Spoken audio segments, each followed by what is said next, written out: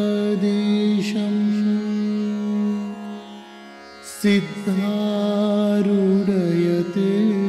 सिद्धारूढयतीश्वरम् शिष्यप्रशिष्यरूपेण बोधकं गुरुमाश्रये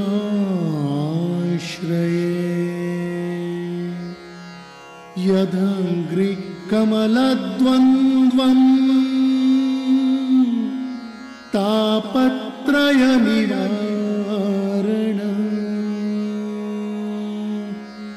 शान्तैक्यपददं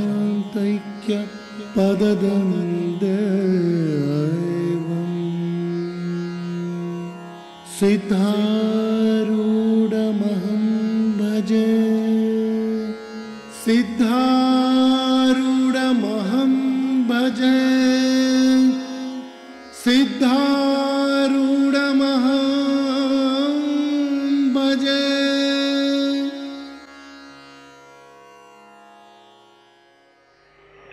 आद्य गुरु ಭಗವತ್ ಪೂಜ್ಯಪಾದ ಭಗವಾನ್ ಶಂಕರರ ಚರಣಾರವಿಂದಗಳನ್ನು ಹೊತ್ಕಮಲದಲ್ಲಿ ಧ್ಯಾನಿಸಿಕೊಂಡು ಸದ್ಗುರು ಪರಂಪರೆಗೆ ಪ್ರಣಾಮಗಳನ್ನು ಸಲ್ಲಿಸುತ್ತಾ ಶಂಕರರೇ ಆದಿಯಾಗಿ ಅಸ್ಮದಾಚಾರ್ಯ ಪರ್ಯಂತ ಸಕಲ ಮಹಾತ್ಮರ ಚರಣಗಳಲ್ಲಿ ಮನೋವಾಕ್ಕಾಯಗಳಿಂದ ನಮಸ್ಕರಿಸುತ್ತಾ ಶಿವಸ್ವರೂಪಗಳೇ, ಈ ಅಧಿಕ ಮಾಸದ ಪಾವನ ಸಮಯದಲ್ಲಿ ಸಿದ್ಧಾರೂಢ ಭಾರತೀ ಚರಿತ್ರ ಕಲ್ಪದ್ರಮವನ್ನು ಶ್ರವಣ ಮಾಡ್ತಾ ಇದ್ದೇವೆ. ಅದರಲ್ಲಿ ನಿನ್ನೆ ಶ್ರವಣ ಮಾಡಿದ್ದೇವೆ. ಸಿದ್ಧಾರೂಢ ಭಾರತಿಗಳು ವ್ಯಾಸಕಾಶಿಯನ್ನು ಹೊಕ್ಕು ಅಲ್ಲಿ ರಾಮನಗರ ಎಂಬತಕ್ಕಂಥ ಗ್ರಾಮವನ್ನು ಪ್ರವೇಶ ಮಾಡಿ ಅಲ್ಲಿ ರಾಜನಿರ್ಮಿತವಾಗಿರತಕ್ಕಂಥ ಒಂದು ಕೆರೆ, ಆ ಕೆರೆ ದಂಡೆ ಮೇಲೆ ವಿಶ್ರಮಿಸಿ ಮುಂದೆ ನೋಡಿದರು ಒಂದು ಸುಂದರವಾದ ದೇವಾಲಯ. ಅದು ಗಿರಿಜಾದೇವಿಯ ದೇವಾಲಯ. ಅಲ್ಲಿ ಬಂದು ದೇವಿಯನ್ನು ನೋಡಿ ಒಂದು ಮೂಲೆಯೊಳಗ ನಿರ್ವಿಕಲ್ಪಾವಸ್ಥೆಯಲ್ಲಿ ಕುಳಿತಿದ್ರು ಸಿದ್ಧಾರೂಢರು. ಆ ದೇವಿಯ ಅರ್ಚಕ ಸ್ನಾನ ಸಂಧ್ಯಾ ವಂದನಾದಿಗಳನ್ನು ಮುಗಿಸಿಕೊಂಡು ದೇವಿಗೆ ಪೂಜಾ ಸಾಮಗ್ರಿ ತೆಗೆದುಕೊಂಡು ಗುಡಿಗೆ ಬಂದು ಆ ಧ್ಯಾನ ಮಾಡ್ತಾ ಕೂತಿರ್ತಕ್ಕಂಥ ಸಿದ್ಧರನ್ನ ಕಂಡು. ಧ್ಯಾನ ಯಾವುದು ಮಾಡ್ತಿದ್ರು ಸಿದ್ಧಾರೂಢರು? ತನ್ನದೇ ಧ್ಯಾನ, ಬ್ರಹ್ಮಾನುಸಂಧಾನ. ನನ್ನ ಹೊರತು ಇನ್ನೂ ಒಂದು ವಸ್ತು ಇಲ್ಲ, ನನಗೆ ಪ್ರತ್ಯೇಕವಾಗಿರ್ತಕ್ಕಂಥ ವಸ್ತು ಅಭಾವವಿದೆ. ಇದನ್ನ ಸ್ಮರಣೆ ತಂದುಕೊಂಡು ಸುಮ್ಮನೆ ನಿರ್ವಿಕಲ್ಪ ಅವಸ್ಥೆಯಲ್ಲಿ ಕುಂತಿದ್ರು. ಇವ ಬಂದು ಏನ್ ಮಾಡಿದ? ಆ ಅರ್ಚಕ, ಅವನು ಪ್ರಾಜ್ಞ, ಬುದ್ಧಿ ಇದ್ದವ. ಏನಂತ ನೋಡ್ರಿ, ಅನ್ನಮಿಲ್ಲದೆ ಎಷ್ಟು ದಿನದಿಂದ ಬನ್ನ ಬಡುತಿಯ ನೀಯತಿಯುತಾಂ ನನ್ನಿಂದವರುದರವೆಂಬುದು ನನ್ನ ಸೇರಿಯುವುದು ಎನ್ನುತ್ತಾಗಲೇ ಅವನು ಭೀಮ ಎನ್ನಲಾತಗ ಸಿದ್ಧನುರನಿ ನಿನ್ನ ನದಿಯಲ್ ಕೇಳಿರುವೆಯೋ ಅದುವೆ ನಾನೇನೋ ಅದುವೆ ನಾನೇನೋ. ಏನು ಶರೀರ ಇದು? ಬಡಕಲಾಗಿ ಹೋಗಿದೆ, ಹೊಟ್ಟಿ ಬೆನ್ನೊಳಗೆ ಸೇರ್ಕೊಂಡ್ಬಿಟ್ಟದ.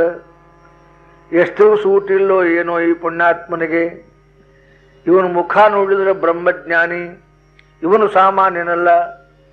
ಹಂಗಾರೆ ಕೇಳಬೇಕು ಅಂತ ಹೇಳಿ, ಅಯ್ಯ ನೀನು ಯಾರು? ಸಿದ್ಧಾರೂಢರನ್ನ ಅರ್ಚಕ ಕೇಳ್ತಾನ. ಅಯ್ಯ ನೀನು ಯಾರು ಅಂತ ಕೇಳಿದ ಕೂಡಲೇ ಸಿದ್ಧಾರೂಢರು ನಾ ಸಿದ್ಧಾರೂಢ ಅನ್ಲಿಲ್ಲ. ಅಯ್ಯ ನಿನ್ನನ್ನು ನೀ ತಿಳಿದರೆ ನೀನು ಯಾರಿರುವೆಯೋ ಅವನೇ ನಾನು. ನಿನ್ನನ್ನು ನೀ ತಿಳಿದರೆ ನೀನು ಯಾರಿರುವೆಯೋ ಅವರೇ ನಾನೆಂದು ತಿಳಿಯು ಹೊರತಾಗಿ ನಿನಗಿಂತ ನಾ ಭಿನ್ನಲ್ಲ. ನಿನ್ನ ಸ್ವರೂಪವೇ ನಾನು, ನನ್ನ ಸ್ವರೂಪವೇ ನೀನು ಅಂದು ಕೂಡಲೇ ಅವ ಅಂದ. ಈ ಮಾತು ಲಘು ಅರ್ಥ ಆಗ್ಲಿಲ್ಲ ಅವಂಗ.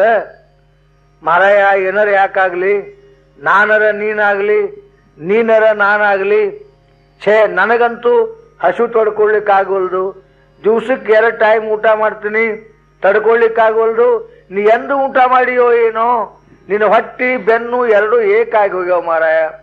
ಮೊದಲು ಬಾ, ನಮ್ಮ ಮನೆಗೆ ಊಟಕ್ಕೆ ಕರ್ಕೊಂಡು ಹೋಗ್ತೀನಿ, ಊಟ ಮಾಡು, ಆಮೇಲೆ ಮಾತಾಡು.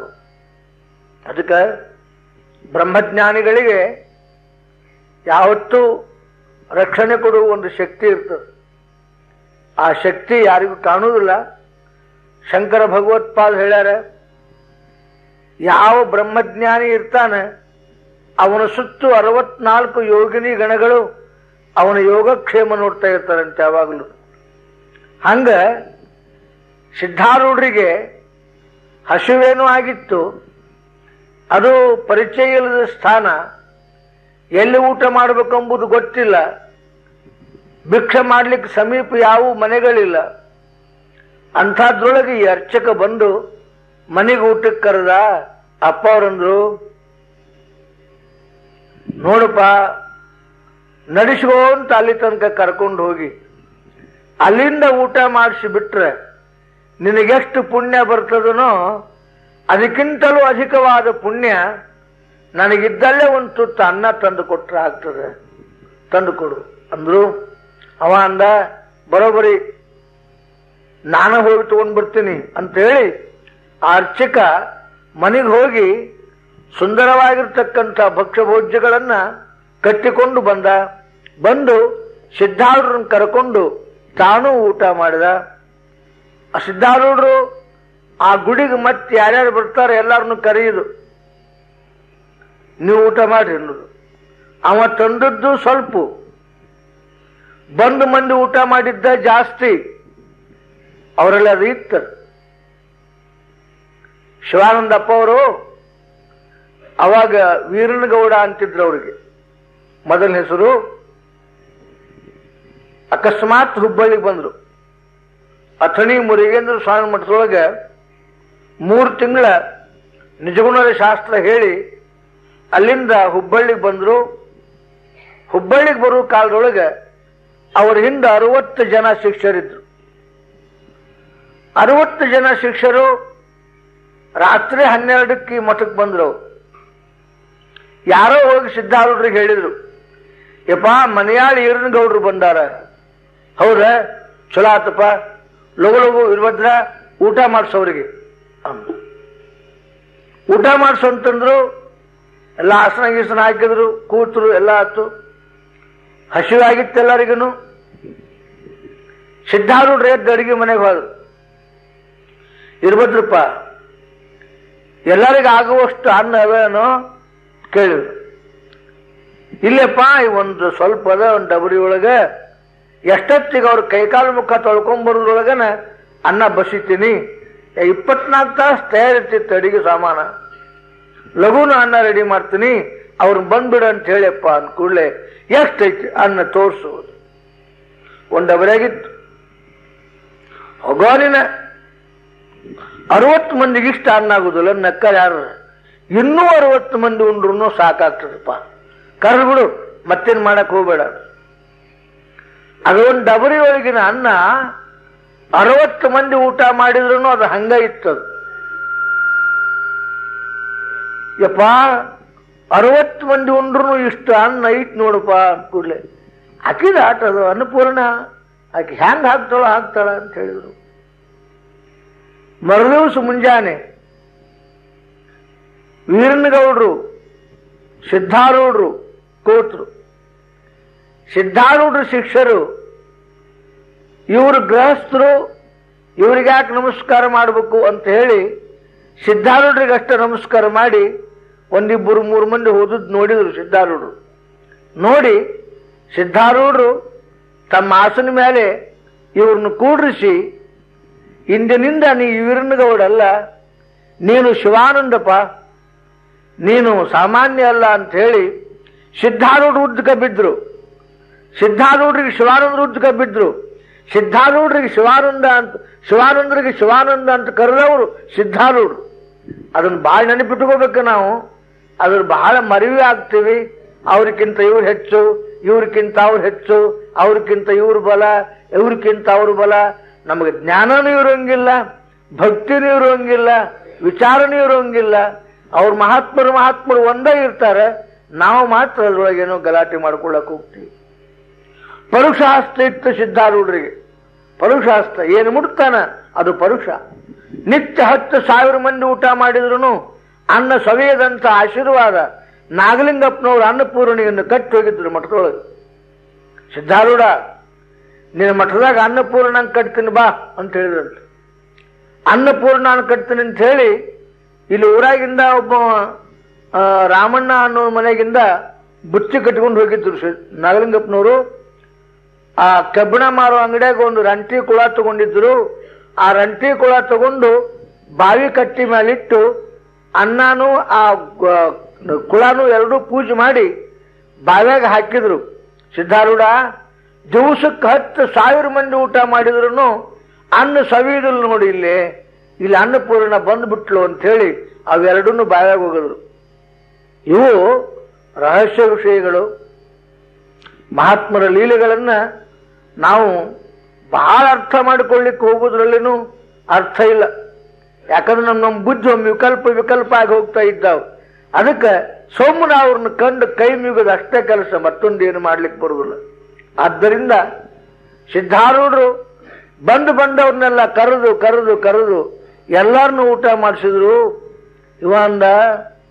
ಇವ ನೋಡಾಕ ಒಬ್ಬ ಬಡಕಲು ಸಾಧು ನಂಗೆ ಕಾಣ್ತಾನ, ಶಿವನೇ ಬಂದಾನ ಹೊರತಾಗಿ ಇಲ್ಲೇ ಇವನು ಮಾನವನಲ್ಲ ಅಂತ ಅನಿಸಿ ಒಂದು ಮಾತಂತ ನಾವು ನೋಡು. ಇದಕ್ಕೆ ವ್ಯಾಸಕಾಶಿ ಅಂತ ಯಾಕಂತಾರಂದ್ರೆ, ನೋಡು ಸಿದ್ದಪ್ಪ, ಇಲ್ಲಿ ವ್ಯಾಸನಿಗೆ ವಿದ್ಯಾಹಂಕಾರ ಬಂದದ್ದರಿಂದ ನನ್ನ ಸಮ ಯಾರೂ ಇಲ್ಲ ಅಂತ ತೋಳು ಎತ್ತಿದಾಗ ಶಿವನು ಅವನ ತೋಳನ್ನು ಕತ್ತರಿಸಿದ, ಕಾಶಿಯಿಂದ ಹೊರಗೆ ಹಾಕಿದ. ಆದ್ದರಿಂದ ಇದಕ್ಕೆ ವ್ಯಾಸನು ಬಂದು ನೆಲೆಸಿದ್ದರಿಂದ ಇದಕ್ಕೆ ವ್ಯಾಸ ಕಾಶಿ ಅಂತಾರ ಅಂತ ಅರ್ಚಕ ಹೇಳಿದ. ಆನಿನ ಹಂಗಲ್ಲ ಅಂದ್ರಿಸಿದರು. ಹಂಗಲ್ಲ, ಅದಕ್ಕೊಂದು ಚಾರಿತ್ರಿಕ ಹಿನ್ನೆಲೆ ಅದು. ಇವತ್ತಿಗೂ ಈ ವ್ಯಾಸನ ತೋಳಿನ ಸಲುವಾಗಿ ಬಡದಾಟ ಆಗ್ಯಾವ, ಕೋರ್ಟು ಕಟ್ಟಿ ಹತ್ಯಾವ, ಒಂದಲ್ಲ ಎರಡು ರಕ್ತ ಕಾವಲು ಹರಿದು ಹೋಗ್ಯಾರ. ಏನಪ್ಪ, ಅದಕ್ಕೆ ಅಪ್ಪ ಅವ್ರಂತಾರೆ, ಕೆಲವು ದಿವಸದ ಹಿಂದೆ ವ್ಯಾಸ ಕಾಶಿಯಲ್ಲಿ ಭಿಕ್ಷಾ ಬೇಡ್ಲಿಕ್ಕೆ ಪ್ರಯತ್ನ ಮಾಡಿದ. 3 ದಿವಸ ತಿರುಗಿದ್ರು ಎಲ್ಲಿಯೂ ಅನ್ನ ಅವಾಗ ಸಿಗಲಿಲ್ಲ. ಅದಕ್ಕೆ ಅವ ಏನಂದ, ಎಷ್ಟೋ ಮಾಡಿದ್ರು ಶಿವ ಇವ ಭಿಕ್ಷಾ ಬೇಡ್ಕೊಂಡು ತಿಂದವ, ಬೇಡವ್ರಿಗೆ ಇವ ಏನು ಕೊಡ್ತಾನ ಅಂತ ಒಂದು ಶಬ್ದ ಅವನಿಂದ ಹೊರಗೆ ಬಂತು. ಅದು ಹ್ಯಾಂಗಂದ್ರೆ ನಟನಾ ಮಾಡುವವನಂತೆ ಬಂತು ಅಂತ ಸಿದ್ಧಾರೂಢರು. ಯಾರನ್ನೂ ಟೀಕಾ ಮಾಡಂಗಿಲ್ಲ. ಇಲ್ಲಿ ಎಷ್ಟು ಚಂದ ಮಾತಾಡ್ತಾರೆ ನೋಡ್ರಿ ಅವರು. ವ್ಯಾಸನಿಗೆ ಈ ಅಹಂಕಾರ ಬಂತು ಅನ್ನಲಿಲ್ಲ, ವ್ಯಾಸನು ಈ ರೀತಿಯಾಗಿ ನಟಿಸಿದ. ಇವನು ಸ್ಮಶಾನವಾಸಿ, ಶಿವನು ಸ್ಮಶಾನವಾಸಿ ಅನ್ನುವುದಕ್ಕೆ ದೊಡ್ಡ ಕಾರಣ ಏನು ಅಂದ್ರೆ, ಹರಿಶ್ಚಂದ್ರ ಘಾತವಿರುವುದೇ ಈ ಕಾಶಿಗೆ ಅದು ಒಂದು ಲಕ್ಷಣ. ಆದ್ದರಿಂದ ಶಿವನು ತಾನು ಸ್ವತಃ ಭಿಕ್ಷೆ ಬೇಡುವುದರಿಂದ ಭಿಕ್ಷೆ ನೀಡಲಿಕ್ಕೆ ಅವನಲ್ಲಿ ಯಾವ ಗತಿಯೂ ಇಲ್ಲ. ಶ್ರೀಹರಿಯೇ ಶ್ರೇಷ್ಠ, ಅವ ಲಕ್ಷ್ಮೀಪತಿ ಬೇಡಿದವರಿಗೆ ಬೇಡಿದ್ದು ಕೊಡ್ತಾನ ಅಂತ ಸ್ವಲ್ಪ ಅಹಂಕಾರದಿಂದ ಅಂದದ್ದಕ್ಕಾಗಿ ಪರಮಾತ್ಮನು ಸುಮ್ಮನೆ ಇದ್ದ ಅಲ್ಲಿವರೆಗೂ ಏನೂ ಅನ್ನಲಿಲ್ಲ. ಲಕ್ಷ್ಮೀಪತಿಯೇ ಶ್ರೇಷ್ಠ, ಶಿವನು ಭಿಕ್ಷುಕ ಅಂತ ಯಾವಾಗ ಕೈ ಮ್ಯಾಲೆ ಎತ್ತಿದ್ನೋ ಆ ಕೈ ಕೆಳಗೆ ಕಳಚಿ ಬಿತ್ತು. ಹೊರತಾಗಿ ನಾ ದೊಡ್ಡ ಶಾಣೆ ಅಂತ ಕೈ ಎತ್ತಿಲ್ಲ, ಪರಮಾತ್ಮನಲ್ಲಿ ಭೇದ ಮಾಡಿದ ಇದ ಒಂದು ಅಜ್ಞಾನ ಅವನ ಕರವನ್ನು ಕತ್ತರಿಸುವಂತೆ ಮಾಡಿತು ಅಂತ ಹೇಳ್ತಾರೆ. ಮತ್ತಂತಾರೆ, ಹರಿದು ಬೀಳಲಿ ನಿನ್ನ ಬಲಗೈ ಮೆರೆಯುತ್ತಿರುವೆ ಕಾಶಿಂಬ ಇರನು ನೀನಾಗೆಂದು ಚತುಸಲ್ಕಾಗಳ ಋಷಿಯ ಕರವು ಕತ್ತರಿ ಸಲ್ಕೆಯಲ್ಲಿ ಹೊರಡುತ್ತೀ ಸ್ಥಳದಲ್ಲಿ ನಗರಂ ಬರದಿ ನಿರ್ಮಿಸುತ್ತೀ ಸುಲಿಂಗವ ಸ್ಥಾಪನಂಗೈದು ಸ್ಥಾಪನಂಗೈದು. ನಿನ್ನ ಬಲಗೈ ಹರಿದು ಬೀಳಲಿ, ಕಾಶಿಯಿಂದ ನೀನು ಬಾಹಿರನಾಗು ಅಂಬುವ ಪರಮಾತ್ಮನ ಶಾಪ ಏನ್ ಮಾಡಿತು ಅಂದ್ರೆ ವ್ಯಾಸನನ್ನ ಕಾಶಿಯಿಂದ ಹೊರಗೆ ಬರುವಂತೆ ಮಾಡಿತು. ಕಾಶಿಯನ್ನು ಬಿಟ್ಟು ವ್ಯಾಸನು ಯಾವ ಸ್ಥಾನಕ್ಕೆ ಬಂದನೋ ಅದಕ್ಕೆ ವ್ಯಾಸ ಕಾಶಿ ಅಂತ ಕರೀತಾ ಇದ್ದಾರೆ.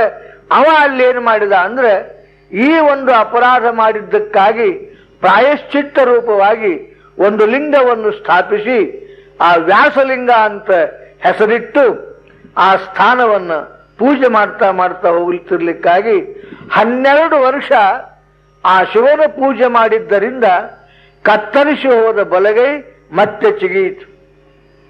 ಮತ್ತೆ ಚಿಗಿತ ಮೇಲೆ ಇನ್ನು ಹರಿಹರ ಇವುಗಳ ಭೇದವನ್ನ ಯಾರೂ ಮಾಡಬಾರದು ಅಂತ ಹೇಳಿ ಬ್ರಹ್ಮಸೂತ್ರವನ್ನ ರಚನೆ ಮಾಡಿದರು ವ್ಯಾಸ ಮಹರ್ಷಿಗಳು.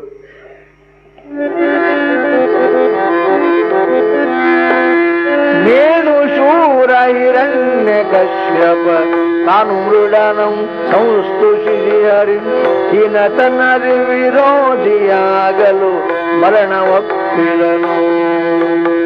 ಜಾಣರೇ ಇಂಥವರೇ ಹಾನಿಗಳ ತಾವು ಭೇದ ಭಾವದಿ ನುಣವಿಲ್ಲದೆ ಪಂದ್ಯಗಲ್ಕುಳಿದವರಿಗಿನ್ನೇನು ಉಳಿದವರಿಗಿನ್ನೇನು ಉಳಿದವರಿಗಿನ್ನೇನು.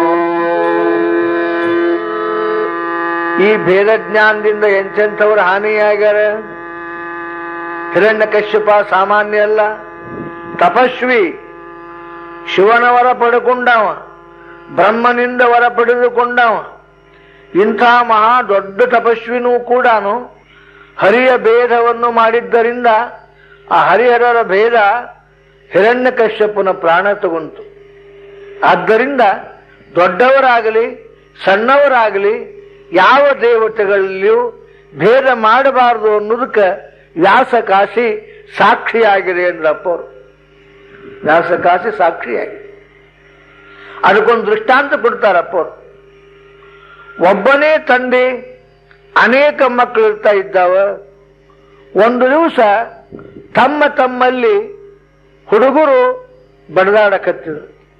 ನಮ್ಮಪ್ಪ ಬಾಳ್ ಕೆಟ್ಟ ಒಬ್ಬ ಹುಡುಗಂದ, ಇಲ್ಲ ನಮ್ಮಪ್ಪ ಬಾಳ್ ಚಲೋ ಮತ್ತೊಬ್ಬ. ಒಂದು ಅಜ್ಞಾನಿ ಬಾಲಕರು. ನಮ್ಮೆಲ್ಲರೂ ಅಪ್ಪ ಅವನ ಎಂಬ ಪ್ರಜ್ಞೆ ಇದ್ರೂ ಕೂಡ ಸುಮ್ಮನೆ ಕ್ರೀಡಿಸುತ್ತ ಮಾತನಾಡುವ ಮಾತನ್ನು ಕೇಳಿ ತನ್ನ ಮಕ್ಕಳನ್ನೇ ತಂದೆಯು ದಂಡಿಸುವಂತೆ ಪರಮಾತ್ಮನು ಭೇದ ಭಾವನೆ ಎಂಬ ಅಜ್ಞಾನ ಕ್ರೀಡಾ ಮಗ್ನರಾಗಿರ್ತಕ್ಕಂಥ ಈ ಜೀವಿಗಳನ್ನ ಶಿಕ್ಷಿಸಿ ಮತ್ತೆ ಪರಮಾತ್ಮ ಒಬ್ಬನೇ ಎಂಬತಕ್ಕಂಥ ಪ್ರಜ್ಞೆಯನ್ನ ಮಾಡಿಕೊಡ್ತಾ ಇದ್ದಾರೆ.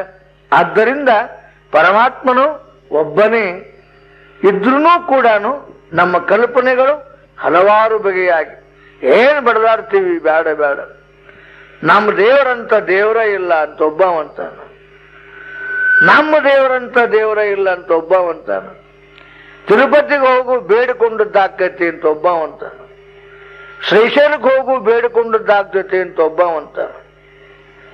ಇವು ಏನು ಅಂತ ಕೇಳಿದ್ರೆ ಅಜ್ಞಾನಜನ್ಯವಾಗಿರ್ತಕ್ಕಂಥ ಬುದ್ಧಿಯೇ ಹೊರತು ಇವಕ್ಕೆ ವಿಚಾರ ಅಂತ ಕರೆಯುವುದಿಲ್ಲ. ಅದಕ್ಕಂತಾರೆ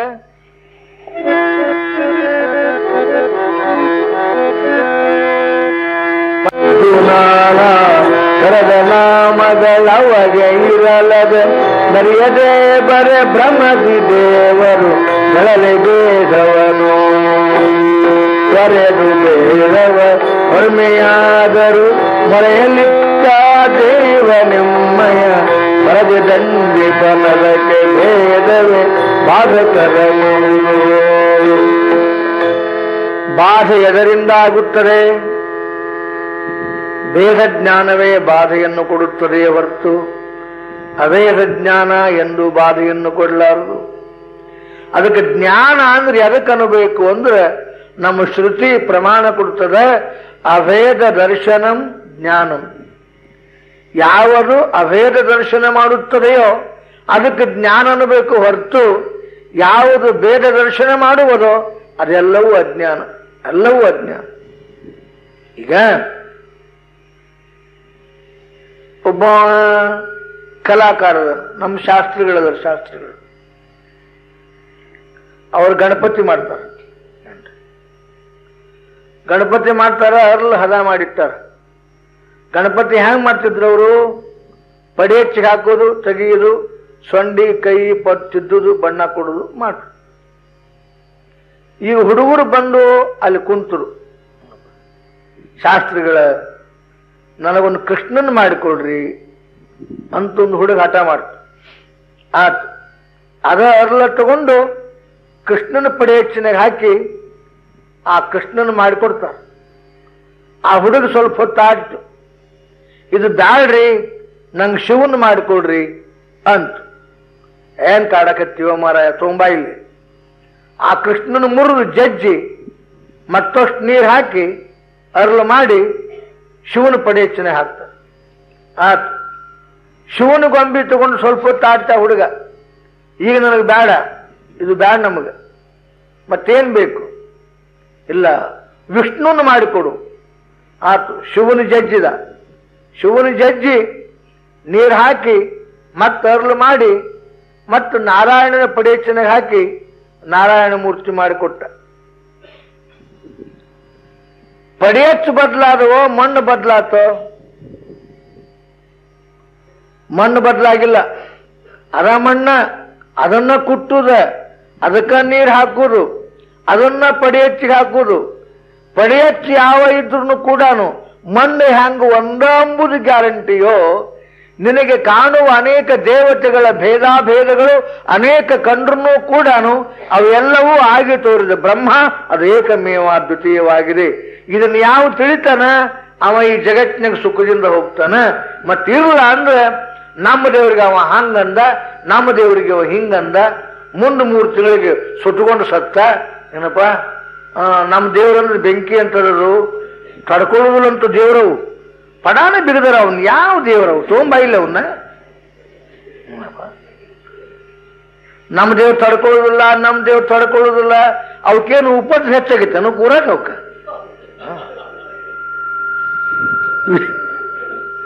ಇದು ನಂಬುದ ಒಂದು ಗ್ಯಾಂಗ್ ಅದ ರೀ. ನಮ್ಮ ದೇವ್ರ ಪಾಲಿಕೆನೇ ಬೇರೆ, ನಿಮ್ಮ ದೇವ್ರ ಪಾಲಿಕೆನೇ ಬೇರೆ. ಆ ಪಾಲಿಕೆಯಾಗಿ ದೇವ್ರು ಕುಂದ್ರಂಗಿಲ್ಲ. ದೇವ್ರ ಹೊತ್ತಿನ ಬೆಕ್ಕು ಮಕ್ಕೊಂತಾವ ಪಾಲಿಕೆಗ, ದೇವ್ರಿಗಿಂದ ಅಡಗಿತ್ತಾವಾಗ. ಉತ್ಸವ ಇಲ್ದಾಗ ಪಾಲಿಕೆ ಇಟ್ಟಿರ್ತೀರಿ. ಈಗ ನಮ್ಮ ಆಸನ ಮೇಲೆ ಬಂದು ನಮ್ಮ ಬೆಕ್ಕು ಮಕ್ಕೊಂಡಿರ್ತಾವ. ನಾ ಭಾಳ ಬೆಕ್ಕಿನ ಮೇಲೆ ಪ್ರೀತಿ ಭಾಳ. ನಾನು ಅವನ್ ಯಾರು ಎಬ್ಸಕ್ಕೋ ಎಬ್ಸ್ಬೇಡ್ರಿ ಅಂತೀನಿ. ನಾವು ಆರಾಮ್ ಮಲ್ಕೊಳ್ಳವು. ಅದನ್ನು ಮೈಲಿಗೆ ಆಗುತ್ತೆ ನಮ್ದೆಲ್ಲ. ಅದು ಬೆಕ್ಕು ಸುಟ್ಕೊಂಡು ಸಾಯ್ಬೇಕಲ್ಲ, ಅದು ಸಾಯೋದಿಲ್ಲ, ಆರಾಮದವು.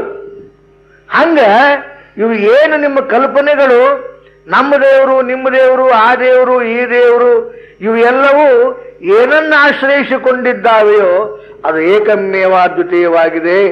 ಈ ಪ್ರಜ್ಞೆಯನ್ನು ಯಾವ ಮಾಡಿಕೊಳ್ಳುವುದಿಲ್ಲ ಅವನು ನಾನಾ ರೀತಿಯಲ್ಲಿ ಭ್ರಮೆ ಭೇದಜ್ಞಾನವನ್ನು ಮಾಡಿಕೊಂಡು ಹೋಗ್ಬಿಡ್ತಾನೆ. ಹಿಂದಾತಂತದ್ದು ಪಂಢರಪುರದಾಗ ಒಬ್ಬ ನರಹರಿ ಸೋನಾರ್ ಅಂತಾಗಿ ಹೋದ. ನರಹರಿ ಸೋನಾರ್ ಅಂತಾಗಿ ಹೋದ. ಆ ಪಂಢರಪುರದ ಅರ್ಚಕರು ಏನ್ ಮಾಡಿದ್ರು, ಅವಗೊಂದು ಉಡ್ದಾರ ಮಾಡಿಸ್ಬೇಕಾಗಿತ್ತು ದೇವರಿಗೆ. ಅವ ಉಡ್ದಾರ ಯಾವನು ಕಟ್ಟಿಲ್ಲ, ಕಟ್ಟಬೇಕಾದ ಬೇಡಿಕೊಂಡವ. ಸೋನಾರ್ ಹೇಳಿದ, ಮತ್ ನೋಡ ನಮ್ಮ ಪಾಂಡುರಂಗಗೆ ಒಂದು ಉಡ್ದಾರ ಮಾಡ್ಬೇಕಾಗ್ಯದ, ಮಾಡಿಕೊಡು. ಅವ ಅಂದ, ನಾವು ನಿಮ್ ದೇವ್ರ ಕಣ್ಣಿಲ್ ನೋಡುದಿಲ್ಲ, ಮುಟ್ಟುದಿಲ್ಲ ಅದನ್ನ ನಾವು. ಯಾಕ? ನಾವು ಶಿವಭಕ್ತರು, ಶಿವರ ಉಡ್ದಾರ ಹಾಕೋರು ಹೊರತು ನಾವು ನಿಮ್ಮ ಹರಿಗೆ ಉಡ್ದಾರ ಹಾಕೋದಿಲ್ಲ. ನಾವು ಆ ದೇವ್ರನ್ನ ಮುಟ್ಟುದಿಲ್ಲ, ಮತ್ತ ಆ ದೇವ್ರ ನೋಡಕ್ ನಮಗ ಅಧಿಕಾರನೂ ಇಲ್ಲ ಅಂದ್ರಿ. ಅವ ಶ್ರೀಮಂತ ಏನ್ ಮಾಡಿದ, ನೀ ಮುಟ್ಟಬೇಡ, ನೋಡ್ಬೇಡ, ಅದು ನೀ ಕಣ್ಣಿಲ್ ನೋಡ್ಬೇಡ, ಕೈಲಿ ಮುಟ್ಟು ಅಳತಿ ತಗೋ, ಕಣ್ಣು ಕಟ್ಟಿಕೊಂಡು ಕರ್ಕೊಂಡು ಹೋಗ್ತೀನಿ, ನಿನ್ನ ನಡ ತೋರಿಸ್ತೀನಿ, ಅಳತಿ ತಗೊಂಡು ಅದು ಉಡ್ದಾರ ಮಾಡು, ಬರೋಬರಿ ಆಗ್ತತಿ. ಸುಮ್ಮನೆ ಪಗಾರ ಬಿಟ್ಟು ಏನ್ ಮಾಡ್ತಿದ್ವಿ ಅಂದ. ಇವಾಗೂ ಹೂ ಅನ್ಬೇಕನ್ನಿಸ್ತು. ಅದು ದುಡ್ಡು ಬರ್ತದ, ಹೋಗಿ ಮಾಡಿದ್ರಾತು. ಅವನು ಕಣ್ಣಿಲ್ ನೋಡ್ಲಿದ್ರೆ ಅಷ್ಟ ಹೋತ್ ಬಿಡ ಮತ್ತೇನಂತ ಹೇಳಿ ಹೋದ. ನೋಡಿದ, ಕಣ್ ಕಟ್ಟಿದ್ರ ಒಂದು ನಡುವೆ ಹಚ್ಚಿನ ಮುಟ್ಟಿ ನೋಡಿದ. ಒಂದು ದಾರ ತಗೊಂಡು ಹೀಂಗ್ ಮಾಡಿ ಬರೋಬ್ಬರಿ ಮುಟ್ಸಿ ಅದಕ್ಕೊಂದು ಗಂಟು ಹಾಕಿ ಬಿಡ್ರಿ ಅಂದ. ಮನೆಗೆ ಹೋದ. ಆ ದಾರ ಎಷ್ಟಿತ್ತು ಅಷ್ಟು ಅಳತಿ ಉಡ್ದಾರ ಮಾಡಿದ. ಅದನ್ನ ಹಾಕಾಕ್ ಹೋದ್ರೆ 4 ಬಳ್ಳಿ ಹೆಚ್ಚಾತದ. ಏನ್ರಿ ಸೋನಾರ 4 ಬಳ್ಳಿ ಹೆಚ್ಚಾತು? ಅದಕ್ಕೆ ಹೇಳಿ ನಮ್ಗ ನಮ್ ದೇವ್ರಿಗೆ ನಿಮ್ ದೇವ್ರಿಗೆ ಆಗುದಿಲ್ಲ ಅಂತ ಬಡ್ಕೊಂತೀನಿ ನಾನು, ಕೇಳಿದ್ರು ನೀವು ಅಂದ. ಇಲ್ಲ, ಇನ್ನೇ ಮಾಡ್ತಿ ತಗೊಂಡು ಮಾಡಿ ಬರ್ರಿ. ಮತ್ತೊಮ್ಮೆ ಹೋದ, ಮತ್ತೆ ಅಳತಿ ತಗೊಂಡ. 4 ಬಳ್ಳಿ ಹೆಚ್ಚಾಗಿತ್ತಲ್ಲ, ಅಷ್ಟು ಅಳತಿ ಮಾಡಿದ. ಮತ್ತೆ ಹಾಕಕ್ ಹೋದ್ರಪ್ಪ ಅದು 4 ಬಳ್ಳಿ ಕಡಿಮೆ ಆತು. ಅವ ಅಂದ, ಇದು ನಮ್ಮನ್ನೇನ ಮಾಡ್ತೀರಿ ನೀವು? ನಾವು ಮೊದ್ಲ ಶಿವಭಕ್ತರು, ನಮ್ಮ ಶಿವ ಬೆಂಕಿ ಅಂತ ಅವ, ಸುಮ್ಮನೆ ನಿಮ್ಮ ಪಾಂಡುರಂಗನ ಮುಟ್ಟಿ ನಾವು ಕೆಟ್ಟಂಗಾತು ಅಂದ. ಇಲ್ಲ, ಇನ್ನೇ ಮಾಡಿಬಿಡ್ಬಾ. ಕರ್ಕೊಂಡು ಬಿಡ್ಲಿಲ್ಲ ಅವನು ಸಾವುಕಾರ. ಇವ ದೇವ್ರನ್ನ ಕೈಯಾಡಿಸಿ ನಡ ಹುಡುಕಾಡು ಹೊತ್ತಿನೊಳಗ ತ್ರಿಶೂಲ ಹತ್ಯಂಗಾತು, ಡಮರುಗ ಹತ್ಯಂಗಾತು. ಅದು ಇಷ್ಟೆಲ್ಲ ಆದ ಕೂಡ್ಲಿ ಇವು ಅನಿಸ್ತು, ನಮ್ಮ ಶಿವನ ಏನೋ ಇವ ಅಂತೇಳಿ ಅಂತಂದು ಕಣ್ಣು ಬಿಚ್ಚಿ ನೋಡಿದ. ಇದ್ದ ಅಲ್ಲಿ ಶಿವನ ಮೂರ್ತಿ ಇತ್ತು. ಸ್ವಲ್ಪ ಹೊತ್ತು ಶಿವನ ಮೂರ್ತಿ ಕಂಡು ಅವನಿಗೆ ಅಲ್ಲಿ ವಿಷ್ಣು ಮೂರ್ತಿ ಕಂಡಾಗ ಪರಿಣಾಮ ಅನಿಸಿ ಅವನೊಬ್ಬ ದೊಡ್ಡ ಸಂತನಾಗಿ ಹೋದ. ನರಹರಿ ಸೋನಾರ್ ಅಂತ ಅವನಿಗೆ ಕರೆದರು ಅಂತ ಸಂತರ ಚರಿತ್ರೆಯಲ್ಲಿ ಒಂದು ಚರಿತ್ರೆ ಬರ್ತದೆ. ಕಾರಣ ಏನು ಹೇಳಲಿಕ್ಕೆ ಅಂತಂದ್ರೆ, ನಮ್ಮಲ್ಲಿರುವ ಅಜ್ಞಾನ ಆ ದೇವರು ಬ್ಯಾರೆ, ಈ ದೇವರು ಬ್ಯಾರೆ. ವರವಿ ಮೌನೇಶ್ವರ ವಚನ ಅಂದಾರ, ಕಾಣುವ ದೇವರೆಲ್ಲ ಚಾಣದ ಮಕ್ಕಳು. ಚಾಣ ತಗೊಂಡು ಹೊಡೆಸಿಕೊಂಡಾಗ ದೇವರಾಗ್ಯಾವ ಹೊರತಾಗಿ ಸುಮ್ಮನೆ ಯಾವ ಆಗಿಲ್ಲ. ಆದ್ದರಿಂದ ನಿಜವಾಗಿಯೂ ಕೂಡ ಭೇದ ಮಾಡುವುದು ನಮ್ಮ ಭ್ರಮಾಬುದ್ಧಿಗೆ ಅದು ದೊಡ್ಡ ಲಕ್ಷಣ. ಆದ್ದರಿಂದ ಹಂಗೆಲ್ಲ ಮಾಡಕ್ ಹೋಗಬಾರ್ದಪ್ಪ. ವ್ಯಾಸನು ಸಾಮಾನ್ಯನಲ್ಲ, ಬ್ರಹ್ಮಸೂತ್ರವನ್ನು ಬರೆದಿದ್ದಾನೆ ಅಂತ ಅವನಿಗೆ ಬುದ್ಧಿ ಹೇಳಿ ಮುಂದೆ ಅಲ್ಲಿಂದ ಸಂಚಾರ ಮಾಡ್ತಾ ಮಾಡ್ತಾ ಮಾಡ್ತಾ ಸದ್ಗುರುವನ್ನು ಮನಸ್ಸಿನಲ್ಲಿ ಧ್ಯಾನ ಮಾಡುತ್ತಾ ಅಪ್ಪವ್ರು ಎಲ್ಲಿ ಬಂದರು ಅಂದ್ರೆ ಕರ್ದಮೇಶ್ವರ ಲಿಂಗಕ್ಕೆ ಬಂದರು.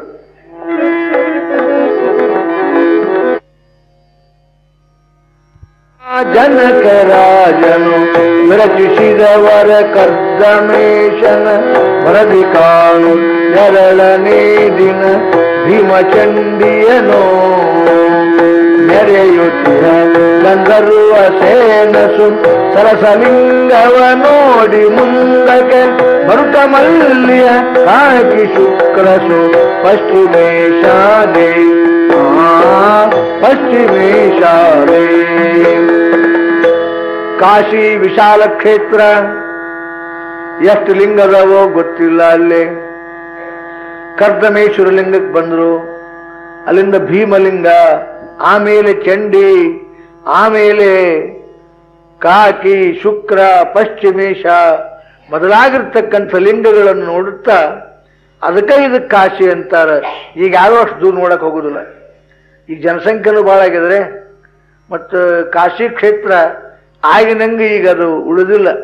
ಅದು ಒಂದು ಕಮರ್ಷಿಯಲ್ ಲ್ಯಾಂಡ್ ಆಗಿದೆ. ಈಗ ಅದು ಎಲ್ಲ ಕ್ಷೇತ್ರನೂ ವ್ಯಾಪಾರಕ್ಕೆ ನಿಂತುಬಿಟ್ಟು ಹೊರತು ಅಲ್ಲಿರಬೇಕಾದ ಭಕ್ತಿ ಭಾವನೆಗಳಿಗೆ ಯಾವ ಬೆಲೆನೂ ಇಲ್ದಂಗಾತು. ಅರ್ಚಕರು ಯಾರಾದರೂ ಯಾತ್ರಿಗಳು ಬಂದರು ಅಂದ್ರೆ ಅವರಿಂದ ಬರುವ ದುಡ್ಡು ವಿಚಾರ ಮಾಡ್ತಾರೆ ಹೊರತಾಗಿ ಅವ್ರು ಬಂದಿರತಕ್ಕಂಥ ಭಕ್ತಿಯನ್ನು ವಿಚಾರ ಮಾಡುವ ಜನಗಳು ಈಗಿಲ್ಲ. ಆದ್ದರಿಂದ ಸಿದ್ಧಾರೂಢರು ಸಂಚಾರ ಮಾಡ್ತಾ ಮಾಡ್ತಾ ಮಾಡ್ತಾ ಅಲ್ಲಿಂದ ಎಲ್ಲ ಲಿಂಗಗಳನ್ನು ನೋಡ್ತಾ ಧಾರಾತೀರ್ಥಕ್ಕೆ ಬಂದು ಅಲ್ಲಿ ಸ್ನಾನ ಮಾಡಿ ಅಲ್ಲಿ ಪಳವ ಸಿದ್ಧ ಕರಿ ಸುಶಿವ ರಾಮಾದಿ ಮೂರ್ತಿಗಳನ್ನು, ರಾಮನ ಮೂರ್ತಿ, ಶಿವನ ಮೂರ್ತಿ ಇವನ್ನೆಲ್ಲ ನೋಡ್ಕೋಂತ ಬರ್ತಾ ಇದ್ರು. ಅಲ್ಲೇನಾತ್ ನೋಡ್ರಿ, ಸಿದ್ಧಿ ನಿರ್ವಾಶ ಸುಸ್ವಾಹ ಬುದ್ಧಿ ಸುಸ್ವಗ ಸರ್ವ ಸುಂದರಿ ಶುದ್ಧ ಸುಮಹ ನಿದ್ರೆ ಮೊದಲ ಶಕ್ತಿಗಳ ನೋಡಿ ಸಿದ್ಧನಲ್ಲಿ ಕಾಶಿಯೊಳುತ್ತ ನಿದ್ದ ಕಳಕಂ ಬಂದು ಯಾತ್ರೆಯ ವಿದ್ಯುದಂತೀರಿಸುತ್ತ ಕುಳಿತನು ಸ್ವಸ್ಥಚಿತ್ತದಲ್ಲಿ ಸ್ವಸ್ಥಚಿತ್ತದಲ್ಲಿ ಸ್ವಸ್ಥಚಿತ್ತದಲ್ಲಿ ಸಿದ್ಧಿ ಸ್ವಾಹ ಬುದ್ಧಿ ಸ್ವಧಾ ಸರ್ವಸುಂದರಿ ಮಹಾನಿದ್ರಾ ಮೊದಲಾಗಿರ್ತಕ್ಕಂಥ ಶಕ್ತಿಗಳು ಇವೆಲ್ಲ ತ್ವಂ ಸ್ವಾಹ ತ್ವಂ ಸದಾಮೃತೆ ಇವೆಲ್ಲ ದುರ್ಗಾ ವಿಜಯದಲ್ಲಿ ಬರ್ತಾ ಇದ್ದಾವ.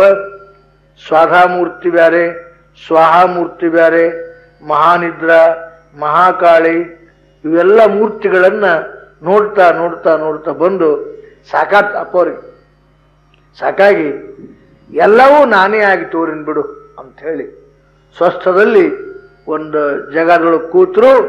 ಅಲ್ಲಿ ಏನಾಗ್ಬಿಡ್ತು ಅಂದ್ರೆ ಆ ದಾರಿಯಿಂದ ಜನರು ಓಡೋಡಿ ಓಡೋಡಿ ಓಡೋಡಿ ಹೋಗ್ತಿದ್ರು. ಯಾಕೆ ಓಡ್ತಿದ್ದರು? ಒಬ್ಬರು ನಿಲ್ಸಿದ್ರು. ನಿಲ್ಸಿ ಯಾಕೆ ಓಡ್ ಹೋಗ್ತೀರಿ ಅಂತ ಕೇಳಿದ್ರು.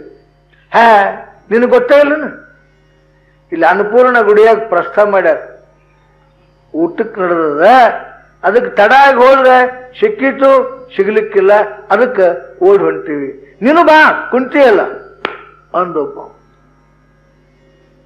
ಅದಕ್ಕೆ ಮಾತ್ರ ಓಡ್ತೀವಿ ನಾವು, ಸ್ವಾಭಾವಿಕ ಆತು.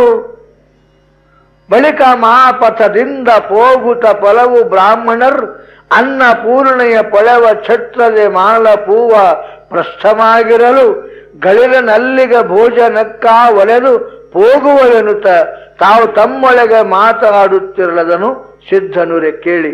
ಅಪ್ಪ ಅವ್ರು ಕೇಳಿದ್ರು. ಕೇಳಂತಾರೆ, ಬ್ರಹ್ಮಜ್ಞಾನಿಗಳ ಆಟ ತಿಳಿಯುವುದಿಲ್ಲ. ನಾಗಲಿಂಗಪ್ಪನವರು ಗದಗಿನಾಗ ಒಬ್ರು ಮನೆಗೆ ಊಟಕ್ಕೆ ಹೋದ್ರಂತ. ಅಂದ್ರೆ ಊಟಕ್ಕೂ ಹೋದವಲ್ಲ, ಊಟ ಏನು ಆದ್ರಾತು ಆಗ್ಲಿದ್ರಿಲ್ಲ. ಅದು ಮಧ್ಯಾಹ್ನ 12 ಗಂಟೆ ಆಗಿತ್ತು. 4 ಮಂದಿ ಕಾಳಪ್ಪ ಅಂತ ಒಬ್ಬ ಅವ್ರ ಮನೆಗೆ ಹೋದ್ರು. ನಾಗಲಿಂಗಪ್ಪನವ್ರು ನೋಡಿದ ಕೂಡಲೇ ಅವ್ರೇನ್ ಅನ್ಬೇಕು, ಇವ ಕುಲಿಗೇಡಿ ಬಂದ, ಇನ್ನೊಳಗೆ ಬರ್ತಾನ, ಇವನ್ ಬಿಡಬಾರ್ದು ಅಂತ ಹೇಳಿ, ಅಲ್ಲೇ ನಿಲ್ಲು, ಉಣ್ಣಕ್ ಬಂದೇನು, ಅಲ್ಲೇ ಕೊಡ್ತಾರ ನಿಲ್ಲು, ಅಲ್ಲೇ ನಿಲ್ಲು, ಒಳಗೆ ಬಂದಿಗಿಂದಿ ನೀನು, ಕುಲ ಇಲ್ಲ, ಛಲ ಇಲ್ಲ, ಮತ ಇಲ್ಲ, ಪಂಥ ಇಲ್ಲ. ಲೇ ತಮ್ಮ, ನಿನ್ನ ಮನೆಗೆ ಉಣ್ಣಾಕ್ ಬಂದಿಲ್ಲ, ಒಂದು ಮಾತು ಹೇಳಕ್ ಬಂದೀನಿ, ಬಾ ಇಲ್ಲಿ ಹೊರಗೆ. ಏನ್ ಹೇಳೋದಿದೆ ಹೇಳು. ಅಹಂಕಾರಿ ಜೀವನ.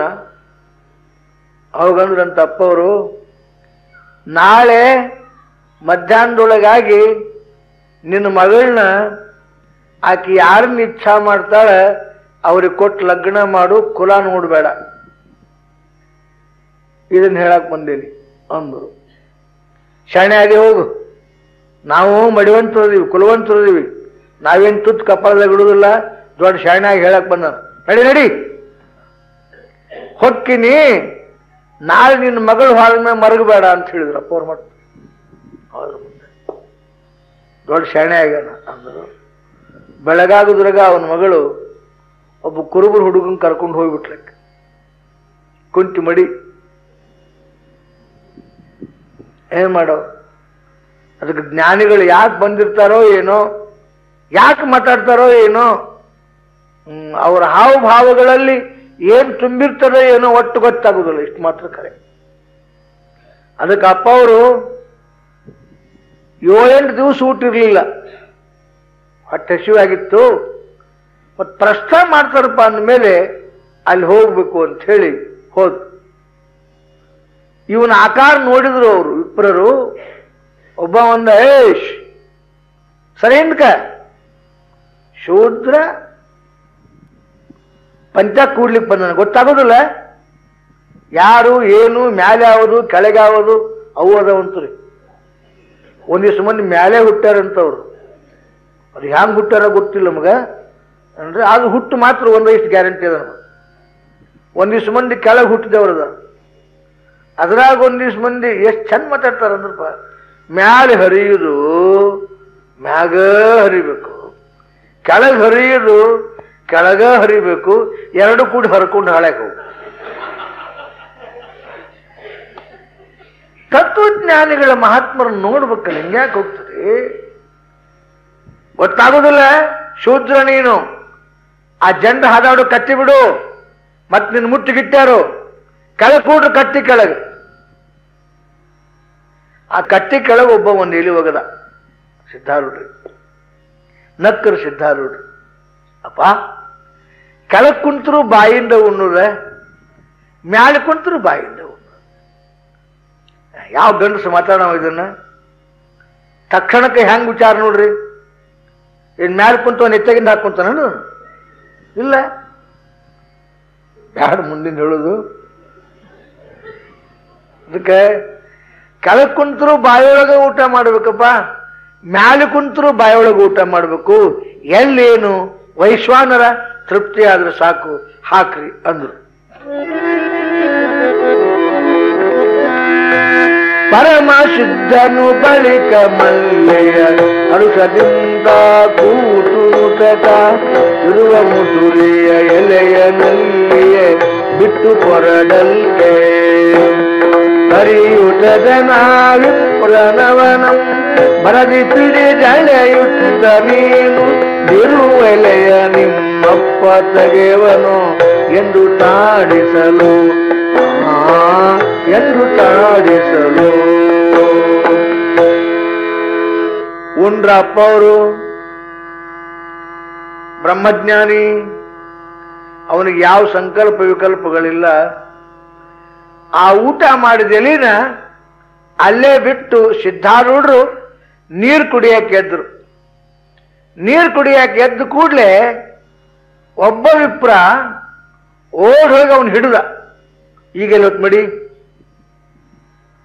ಮೊದ್ಲು ಅವನು ಮುಟ್ಲಿಲ್ಲ, ಈಗ ಓಡ್ ಹೋಗಿ ಹಿಡಿದು ಒಂದು ಹೊಡೆದ. ಎದಕ್ಕೆ ಅಂದವ? ನೀ ಉಂಡೆಲಿನ ನಿಮ್ಮ ಅಪ್ಪ ತೆಗಿತಾನೇನೋ, ಊಟ ಮಾಡಿ ಹಂಗ ಹೊರಟಿರಿ ಅಂದ ಕೂಡಲೇ ಸಿದ್ಧಾರೂಢ ಹೊಳ್ಳಿ ನೋಡಿದ್ರು. ಹೊಳ್ಳಿ ನೋಡಿ ಯಾವನ ಪರಮ ಷಡಕ್ಷರಿ ಮಹಾಮಂತ್ರವನ್ನ, ಪಂಚಾಕ್ಷರಿ ಮಹಾಮಂತ್ರವನ್ನ ನಮ್ಮಪ್ಪನ ಹೆಸರು ಅಂತ ಉಚ್ಚರಿಸುತ್ತೇನೆಯೋ ಅವ ನಮ್ಮಪ್ಪ ಆದ್ರೆ ಅವನ ಬಂದು ತೆಗಿತಾನ, ನಿಮ್ಮಪ್ಪಗೂ ತೆಗೆಯುವುದಿಲ್ಲ. ಅವ ನಮ್ಮಪ್ಪ ಆದ್ರೆ ಅವನ ಬಂದು ತೆಗಿಲಿ, ನಾನು ತೆಗೆಯುವುದಿಲ್ಲ, ನಿಮ್ಮಪ್ಪಗೂ ತೆಗೆಯುವುದಿಲ್ಲ. ಇಷ್ಟು ಅನ್ನೋದಕ್ಕೆ ಒಬ್ಬ ವೃದ್ಧ ಯೋಗೀಶ್ವರ ಜಟಾಮುಕುಟಧಾರಿಯಾಗಿ, ರುದ್ರಾಕ್ಷ ಮಾಲಾಂಕೃತನಾಗಿ, ತ್ರಿಶೂಲಧಾರಿಯಾಗಿ, ಬಗಲಲ್ಲಿ ಜೋಳಿಗೆ ಹಾಕಿಕೊಂಡು, ಬಿಡಪ್ಪ ಹೊಡಿಬೇಡ,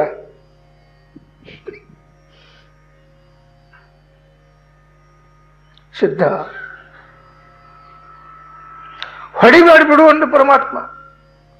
ಅವ ಪರಮಾತ್ಮ ಅಂತ ಅವ್ರಿಗೆ ಹೆಂಗ್ ಗೊತ್ತು? ಇವನು ಅವನ ಪೈಕಿ ಅವನು ಚುರುಕ ಅಂತ ಅವ್ರಿಗೆ ಗೊತ್ತು. ಜಾತಿ ಅಭಿಮಾನ ಇದ್ದಾಗ ಮಹಾತ್ಮರು ಕಾಣುವುದಿಲ್ಲ, ಬಾಳನೆ ಬಿಟ್ಟುಕೊಡ್ರಿ. ಮತಾಭಿಮಾನ ಇದ್ದಾಗ ಮಹಾತ್ಮರು ಕಾಣುವುದಿಲ್ಲ, ನಿಮ್ಮ ಭೇದ ಬುದ್ಧಿ ಇದ್ದಾಗ ಮಹಾತ್ಮರು ಕಾಣುವುದಿಲ್ಲ. ಅವ್ರು ಕಾಣಬೇಕು ಅಂದ್ರೆ ಅದನ್ನ ಕಳ್ಕೋಬೇಕು, ಹೊಲಸು ಇಲ್ಲ. ನೀವು ಹೊಡಿಬೇಡ ಬಿಡಪ್ಪ, ನಾ ತೆಗಿತೀನಿ. ನಿನ್ ಮಗ ನೀವ ಅಂದ. ಹೌದು, ಚಲೋ ಮಗನ ಹಡಿದಿರಿ, ತೆಗಿ ಹೋಗು. ಸಿದ್ಧಾತ್ಮರು ಹೋಗ್ಬಿಟ್ರು. ಸಿದ್ಧಾರೂಢರು ಸಂಧಿ ಹಿಡಿದು ಹೋದ್ರು. ಬಂದಿರತಕ್ಕಂಥ ವೃದ್ಧ ಯತೀಶ್ವರ ಸಿದ್ಧಾರೂಢ ಊಟ ಮಾಡಿದ ಎಲೆಯ ಸುತ್ತ ಬಿದ್ದಿರುವ ಅನ್ನದ ಅಗುಳುಗಳನ್ನು ಆಯ್ದುಕೊಂಡು ಬಾಯಲ್ಲಿ ಹಾಕ್ಕೊಂತಾರೆ. ಬ್ರಹ್ಮಜ್ಞಾನ ಶೇಷಪ್ರಸಾದ ಇದು ಕೈಲಾಸದಲ್ಲಿ ಸಿಗುವುದಲ್ಲ, ಕಾಶಿಯಲ್ಲಿ ಸಿಗುವುದಲ್ಲ ಅಂತ ಪರಮಾತ್ಮ ಆ ವೃದ್ಧ ಯತೀಶ್ವರ ಅನ್ನದ ಅಗಳನ್ನು ತೆಗೆದುಕೊಂಡು ಬಾಯಿಯೊಳಗೆ ಹಾಕಿಕೊಂಡು ತಂದೆನೂ ಅಂತವನ ಮಗನು ಅಂತವನ ಇವರಂತಾರ. ಇಷ್ಟು ಅನ್ನೋದ್ರೊಳಗಾಗಿ ಏನಾಯ್ತು ಅಂದ್ರೆ ಆ ಎಲೆ ಒಗೆದು ಬರುವುದರೊಳಗಾಗಿ ಅನ್ನಪೂರ್ಣ ಗುಡಿಯಿಂದ ಒಬ್ಬ ಹೆಣ್ಮಗಳು ಬರ್ತಾಳೆ. ಆ ಎಲೆ ಒಗೆದು ಬರುವುದರೊಳಗಾಗಿ ಅನ್ನಪೂರ್ಣ ಗುಡಿಯಿಂದ ಜರದ ಪೀತಾಂಬರವನ್ನು ಉಟ್ಟುಕೊಂಡು ದಿವ್ಯ ಕಂಚುಕ ಧಾರಣೆಯಾಗಿ ಹಣೆಯಲ್ಲಿ ಕುಂಕುಮ ಕಸ್ತೂರಿ ಚಿಲಕೆಗಳನ್ನಿಟ್ಟುಕೊಂಡು ಮೈತುಂಬ ಆಭರಣ ಇಟ್ಟುಕೊಂಡು ಎಡಗೈಯೊಳಗೆ ಬಂಗಾರದ ತಂಬಿಗೊಳಗೆ ಗಂಗಾಜಲ ತುಂಬಿಕೊಂಡು ಆ ಯೋಗೀಶ್ವರನು ಎಲ್ಲಿ ಇದ್ದನೋ ಅಲ್ಲಿ ಬಂದು ಅವನ ಕೈ ತೊಳೆದು ಜರದ ಪೀತಾಂಬರ ಸೆರಗಿನಿಂದ ಅವನ ಕೈ ಒರೆಸಿ ಅವನ ಪಾದಕ್ಕೆ ನೀರು ಹಾಕಿ ನಮಸ್ಕಾರ ಮಾಡಿ ಆ ಹೆಣ್ಣು ಮಗಳು ಗುಡಿ ಒಳಗೆ ಪ್ರವೇಶ ಮಾಡಿದ್ಲು. ಆಗ ಗುಡಿಯಾಗ ಹೋದ್ಲು, ಇವ ಹೊರಗೆ ಹೋದ. ಹೆಂಗ್ ಬಂದಿದ್ದ ಹಂಗೆ ಹೋದ. ಅವಾಗ ಇವರಂದ್ರು, ಗುಂಡು ಭಟ್ರ ಆ ಗುಡಿಯಾಗಿಂದ ಬಂದ ಹೆಣ್ಮಗಳು ಯಾರು ಏನು ನಮ್ಮ ಪರಿಚಯದಕ್ಕಂತೂ ಅಲ್ಲ, ಒಳಗೆ ಹೋಗ್ಯಾಳ, ಕೇಳೋನ್ ನೋಡ್ರಿ ಅಂದ್ರು. ಅಲ್ರಿ ಹೇಳಿ ಕೇಳಿ ಅವ ಶೂದ್ರವ ಯತಿ ಅವನ ಕೈ ತೊಳೆದು ಪಾದಕ್ಕೆ ನೀರು ಹಾಕಿ ನಮಸ್ಕಾರ ಮಾಡಿದ್ರೆ ನಮ್ಮ ಕಿಮ್ಮತ್ ಎಲ್ಲಿ ಹೋತು? ಕಿಮ್ಮತ್ನ ಬಡಿಯ ಬ್ರಹ್ಮಜ್ಞಾನಿ ಒಮ್ಮೆ ಉಸಿರುಗರದ್ರ ಮುಗಿದು ಹೋತಪ್ಪ. ಸುಭಾಷಿತಕಾರ ಹೇಳ್ತಾರೆ, ಕಮ್ಮಾರ್ತಿದಿ ಸತ್ಯ ಎಮ್ಮಿ ತೊಗಲು ಉಸಿರು ಬಿಟ್ರೆ ಕಬ್ಬುಣ ಕರಗಿ ಹೋಗ್ತದೆ. ಬೆಂಕಿ ಹೊತ್ತದ, ಕಬ್ಬುಣ ಕರಗ್ತದೆ. ಸತ್ಯ ಎಮ್ಮಿ ತೊಗಲು ಉಸಿರು ಬಿಟ್ರನ್ನ ಕಬ್ಬುಣ ಕರಗಿತ್ತು ಅಂದ ಮೇಲೆ ಜ್ಞಾನಿಗಳು ಉಸಿರು ಬಿಟ್ರೆ ಏನಾದೀತು ಅಂತ ಜ್ಞಾನಿಗಳು. ಆದ್ದರಿಂದ ಒಳಗೆ ಹೋಗಿ ನೋಡಿದ್ರು ಒಳಗೆ ಯಾರು ಇಲ್ಲ, ಹೊರಗೆ ಹುಡುಕಾಡಕ್ ಬಂದ್ರು ಹೊರಗೂ ಯಾರು ಇಲ್ಲ. ಸಿದ್ದಪ್ಪಂತನು ಓಡಿ ಹೋದ, ಅವ ಸಿಗಲಿಲ್ಲ. ಅದರಾಗೊಬ್ಬ ವೃದ್ಧ ಬ್ರಾಹ್ಮಣ ಅಂತಾನ, ಕೆಟ್ಟ್ರಿ ನೀವು, ನಿಮ್ಗೆ ಬುದ್ಧಿ ಕಡಿಮೆ, ಸಿಕ್ಕದ್ದು ಕಳ್ಕೊಂಡ್ರಿ ನೀವು. ಊಟ ಮಾಡಲಿಕ್ಕೆ ಬಂದವನೇ ಬ್ರಹ್ಮಜ್ಞಾನಿ, ಎಲಿ ತೆಗಿಲಿಕ್ಕೆ ಬಂದವನೇ ಕಾಶಿ ವಿಶ್ವನಾಥ, ನೀರು ಹಾಕಿ ತೊಳೆದಾಕಿ ಅನ್ನಪೂರ್ಣ ಪ್ರತ್ಯಕ್ಷ ನಾವು ಕಂಡ್ರೂ ಕೂಡ ಕಾಲು ಹಿಡ್ಕೊಳ್ಳಿಲ್ಲ. ಎಂಥ ಪಾಪ ಇದು! ಹುಡುಕ್ರಿ, ಈಗ ಜ್ಞಾನಿ ಹುಡುಕ್ರಿ ಅಂತಾರೆ, ಎಲ್ಲಿ ಸಿಗಬೇಕು? ಕಾಶಿಯ ಮೂಲೆಗಳನ್ನು ಹುಡುಕಿದ್ರು ಸಿದ್ಧಾರೂಢರು ಸಿಗಲಿಲ್ಲ. ಸಿದ್ಧಾರೂಢರು ಕಾಶಿಯನ್ನು ಬಿಟ್ಟು ಆಗಲೇ ಪ್ರಯಾಣ ಮಾಡಿದ್ರು. ಸಿದ್ಧಾರೂಢರನ್ನು ಹುಡುಕಿದ್ರು, ಸಂಧಿಗಳನ್ನು ಶೋಧ ಮಾಡಿದರು, ಎಲ್ಲ ಗುಡಿಗಳನ್ನು ಹುಡುಕಿದರು, ಎಲ್ಲಿ ಹುಡುಕಿದ್ರು ಸಿಗಲಿಲ್ಲ ಸಿದ್ಧಾರೂಢರು. ಅಷ್ಟೊತ್ತಿಗೆ ಅವರು ಕಾಶಿ ಕ್ಷೇತ್ರವನ್ನು ಬಿಟ್ಟು ಪ್ರಯಾಗ ಕ್ಷೇತ್ರಕ್ಕೆ ದಯಮಾಡಿಸಿದರು. ಪ್ರಯಾಗ ಕ್ಷೇತ್ರ ಮಾರ್ಗವಾಗಿ ಅವರು ಬಂದು ಪ್ರಯಾಗದಲ್ಲಿ ಕೂತಿದ್ದಾರೆ. ಕುಂತು ಏನ್ ಮಾಡುವುದೆಂಬುದು ನಾಳೆ ಸಮಯವಾಗಿದೆ. ಮಂಗಳಾರತಿ ಮಾಡೋಣ.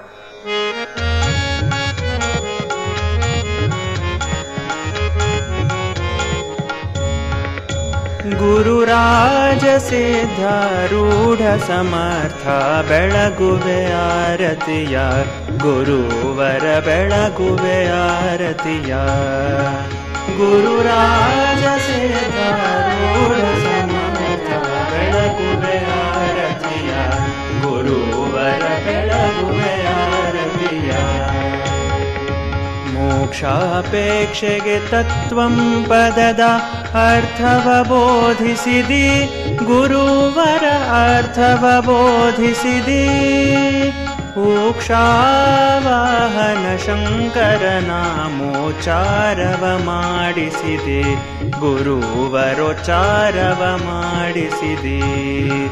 ಗುರುರಾಜ ಸಿದ್ಧಾರೂಢ ಸಮರ್ಥ ಬೆಳಗುವೆ ಆರತಿಯ ಗುರುವರ ಬೆಳಗುವೆ ಆರತಿಯ ಗುರುರಾಜ ಸಿದ್ಧಾರೂಢ ಸಮರ್ಥ ಬೆಳಗುವೆ ಆರತಿಯ ಗುರುವರ ಬೆಳಗುವೆ ಆರತಿಯ ಶ್ಯಾಮಧಾಮ ಶ್ರೀರಾಮ ಭಿನ್ನ ಶಂಕರ ನೀನಿರುವಿ ಗುರುವರ ಶಂಕರ ನೀನಿರುವಿ ಕಾಮ ಕ್ರೋಧವ ನಾಶಿಸಿ ಜಗದೊಳು ಶಾಂತಿಯ ಬೀರಿದಿ ಗುರುವರ ಶಾಂತಿಯ ಬೀರಿದಿ ಗುರುರಾಜ ಸಿದ್ಧಾರೂಢ ಸಮರ್ಥ ಬೆಳಗುವೆ ಆರತಿಯ ಗುರುವರ ಬೆಳಗುವೆ ಆರತಿಯ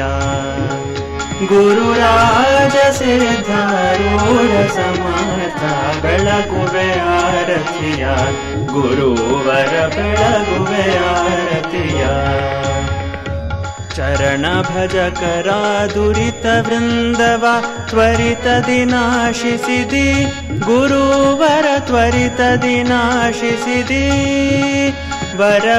ವರಭ್ರೂಲತಾಪುರ ದೈವದಿಂದಲೀ ನಿರುತದಿ ವಾಸಿಸಿದಿ ಗುರುವರ ನಿರುತದಿ ವಾಸಿಸಿದಿ ಗುರುರಾಜ ಸಿದ್ಧಾರೂಢ ಸಮರ್ಥ ಬೆಳಗುವೆ ಆರತಿಯ ಗುರುವರ ಬೆಳಗುವೆ ಆರತಿಯ ಗುರುರಾಜ ಸಿದ್ಧಾರೂಢ ಸಮರ್ಥ ಬೆಳಗುವೆ ಆರತಿಯ ಗುರುವರ ಬೆಳಗುವೆ ಆರತಿಯ ಗುರುವರ ಬೆಳಗುವೆ ಆರತಿಯ ಗುರುವರ ಬೆಳಗುವೆ ಆರತಿ